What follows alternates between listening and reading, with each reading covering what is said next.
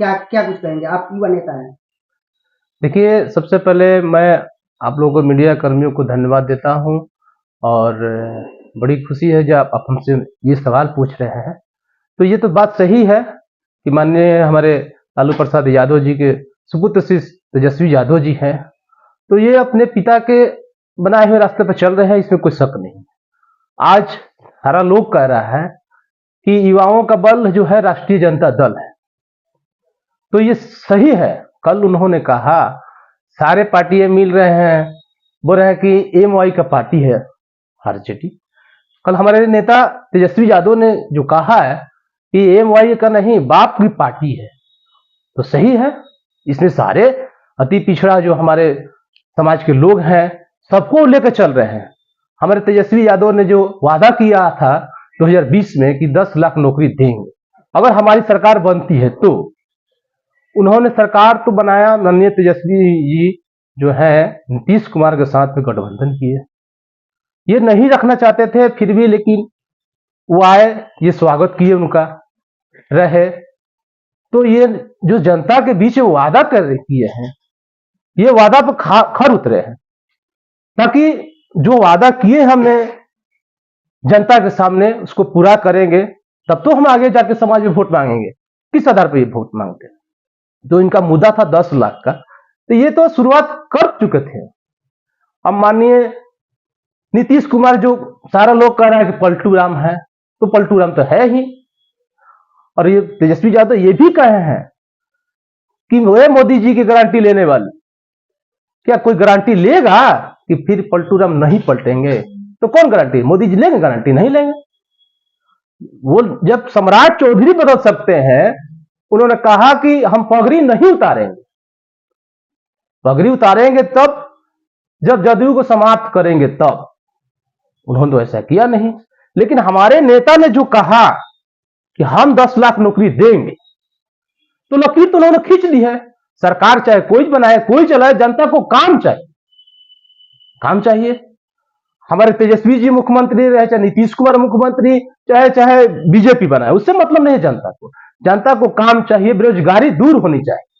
आज ये लोग राम मंदिर बना रहे हैं, अयोध्या में राम मंदिर बनाओ, कोई प्रॉब्लम नहीं है। लेकिन हमारा जो बिहार है, ये कितना पिछड़ा हुआ है, किसी ने कुछ पूछा है?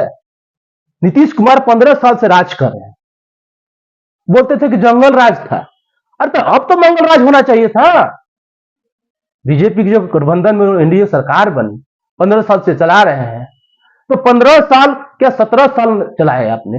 कुछ नहीं किया। लेकिन हमारे नेता तेजस्वी यादव ने जो 17 महीने में जो काम किया है, नीतीश कुमार की पार्टी पूरे 17 साल में नहीं की है, और बीजेपी दोनों मिलकर नहीं की है। वो लोग केवल जनता को मतभेद करने में लगे हुए रहते हैं। हिंदू मुस्लिम करो, सिख ईसाई करो, ये करो वो करो, लोभन देते हैं, कुछ देते नहीं। अच्छा, एनडीए में शामिल हुए हैं, उससे अभी तक क्या अपराध नहीं हुआ आपकी नजर में? देखिए, एनडीए में जो शामिल होने हुए, ठीक है, उनके मन में क्या आया? उनको तो यही, हमको तो लग रहा है कि सोच रहे थे कि अब मेरा पार्टी उखड़ रहा है। पार्टी नहीं बढ़ रहा है, उनको लग रहा है कि तेजस्वी जी आगे बढ़ रहे हैं।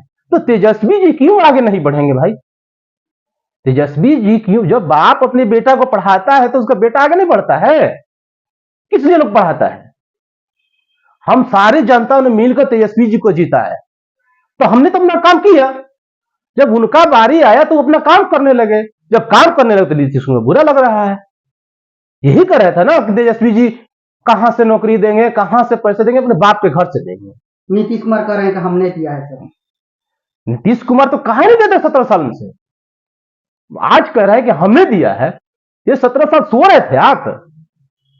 17 साल तब सोए नहीं, लेकिन 17 महीने पहले भी माननीय मुख्यमंत्री और उप मुख्यमंत्री ने नियुक्ति पत्र बांटा। ये तेजस्वी जी का दबाव था कि हमने, आप हमारे साथ सरकार बनाए हैं, हाँ, तो हमें जनता के बीच में रहना है, हमको जवान से पलटना नहीं है।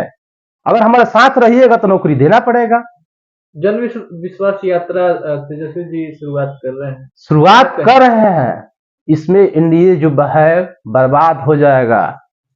तेजस्वी जी ने ऐलान कर दिए हैं, जो महागठबंधन ने जो ऐलान किया था, ये खुद नीतीश कुमार मुखिया बने थे इंडिया सरकार की, इंडिया पार्टी जो बनाए थे, तो हमारे नेताजी तो बोले, आप अभिभावक हैं हमारे, आपने तो झंडा उठाया था, लेकिन बीच रास्ते में उसको छोड़कर चले गए। लेकिन हम आपके भतीजे हैं, आपका अभिभावक मानते हैं। हमारे माननीय तेजस्वी जी कोई शब्द बात नहीं बोला है विधानसभा में। अच्छा 24-25 में क्या होने वाला है, चुनाव जो होने वाला है? 24-25 में जो है, हमें लगता है कि जदयू तो समाप्त होना ही होना है, इसमें कोई शक नहीं। दो ही पार्टियां बचेगी, आपको देख लीजिएगा, आरजेडी और बीजेपी। बीजेपी अपनी जगह पर काम करती है। जो हमारे नीतीश कुमार जो है, नीतीश कुमार जो पलटूराम है, ये किसी को कुछ करने नहीं देंगे। और मोदी जी तो 2 करोड़ देते हैं, कई करोड़ लोगों को नौकरी दिए हैं, नौकरी तो देते नहीं है। अब क्या है, क्या 24 में नरेंद्र मोदी प्रधानमंत्री बनेंगे? हमें तो नहीं लगता है, लेकिन कब किसके साथ वो लोग दबाव देंगे। अभी देखे सरकार बना तो इनके घर रेड डालो, उनको अरेस्ट करवाओ। अभी जो हमारे कौन विधायक थी ना, विभा भारती या कुछ ऐसे कुछ नाम था, उनके बेटे को किडनैप हो रहा है, उसके पति किडनैप हो रहे हैं, आर्म्स एक्ट का लग रहा है, उन्हीं के पार्टी के लोग विधायक।